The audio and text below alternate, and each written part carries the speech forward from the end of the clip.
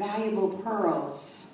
According to Pliny the Elder, 1st century A.D., pearls were considered the most valuable of goods, having the first place, the topmost rank among all things of value. So think of today, what do we value the most materialistically? What has the most value? Maybe pure gold? Can you think of other things? That would be how pearls were viewed in the time of Jesus. So Jesus knew the people he spoke to would better appreciate the magnificence of the kingdom of God by using this imagery of the pearl. Like nothing could be more valuable than this. And in the parable, who do you think the merchant represented? Any guess? Us. The people that he was talking to. The people who were listening to the story. So in just a few words, Jesus told his followers that the kingdom of God is of such value that you would joyfully, remember the guy went in joy in the parable, joyfully sell all that you own in order to be in possession of it. A parable that's still relevant to you and me today, folks. You know, that's why I'm excited about going into the next few months and teaching you the metaphysical interpretation of the Bible. These are not stories of over 2,000 years ago. These are stories written for you and me today, when rightly interpreted. They're symbolic. They are speaking to aspects of our soul's development and growth. These stories, these parables, when spiritually understood, are meant to reveal the truth to you and me this very day. And what this parable is revealing to us is that the kingdom of God is like a small, inconspicuous pearl, but one of incalculable, oh good, I wrote a word I can't write. Right now. Unbelievable value. You know, I get so wordy at 3 a.m. in the morning and then I look at it. That once discovered this incredible pearl of value, it calls for this unrestrained response in the form of absolute discipleship. Do you know what I mean by that? Complete commitment on every level of your life to its presence. Through this parable, Jesus not only reveals the paramount worth of the kingdom, but also the idea that the true disciple will make an immense commitment to that kingdom in the face of this worth. You see, all else is valueless compared with that surpassing worth, and no price is too great to pay. Think about it. Is there anything in your life that you feel that commitment for? A mother might feel that for her child, a father for his child, yes? Well, the effect of this news, this joyful news, is overpowering. It fills the heart with gladness if you understand it. It makes life's whole aim, its entire aim, what? The discovery of this buried treasure, the discovery of this pearl of great price, the discovery of this kingdom of God. That's it, folks. That's why we're here. Are you with me? Falling asleep yet? But how do we discover it? How do we do it? Have I answered that yet? No. Well, let me tell you a true story about a woman who had a dream one night. And in that dream, she found herself in what looked to be a large church building and a long line of people.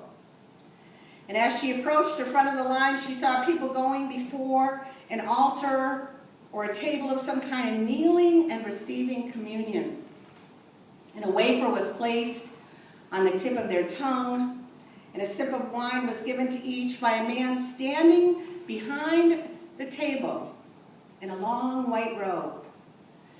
And as she looked at those people, they had a bit of a blank look on their faces, as if they were just going through the motion of getting in touch with God. And then they blankly walked back out into their mundane world and existence.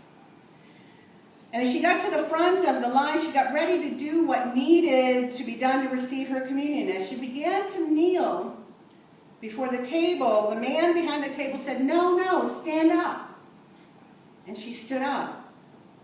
And he looked at her and he said, "You know what life is all about, don't you?"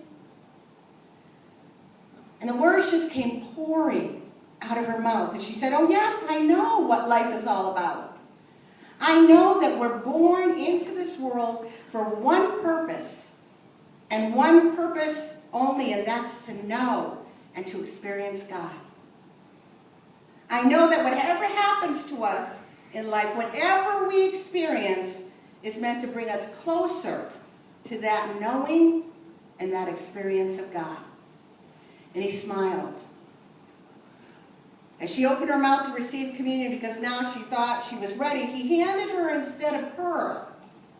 And he placed that pearl ever so gently in the palm of her hand. And then he said, "You're ready. Now go and choose." Choose what? It occurred to her as she contemplated this dream a little further that life is filled with cycles of getting in touch with God, cycles of knowing all that we can be, and then going back into our mundane existence and getting overcome with life again. Cycles of making new choices and then falling back into the very patterns that will not allow us to live up to those new choices.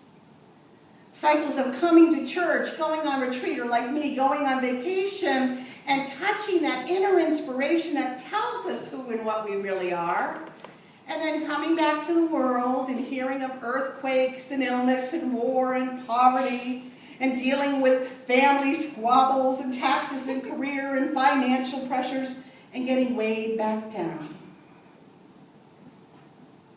What is that pearl of great price?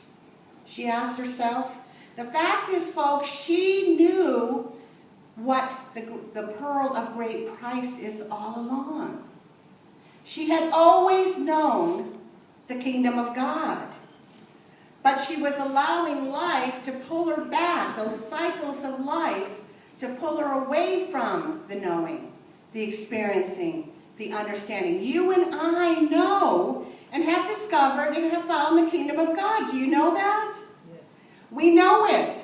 We are immersed in it. We live it. It is our true nature. But then we forget. We forget by the experiences, the hardships, the distractions of this human experience. Listen to the words of Paul written in his second letter to the Corinthians, chapter 3, verses 17 through 18, when he said, "Now the Lord is the Spirit, and where the Spirit of the Lord is, there is freedom. And all of us with unveiled faces, seeing the glory of the Lord, as though reflected in a mirror, are being transformed into the same image from one degree of glory to another. For this comes from the Lord, the Spirit." Folks, life is this progressive movement from one degree of glory to the next. So that with each event we can get an even greater glimpse, an even closer look into that mirror which images the Spirit of God. So no matter what's happening to you, are you facing a financial hardship right now?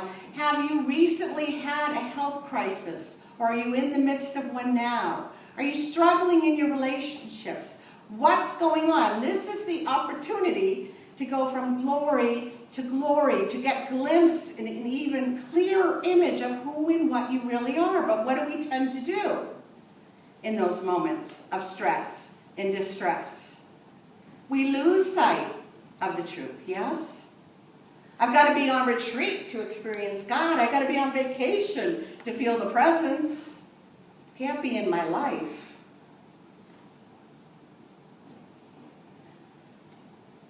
The key is knowing that is what's going on in every experience of your life, this opportunity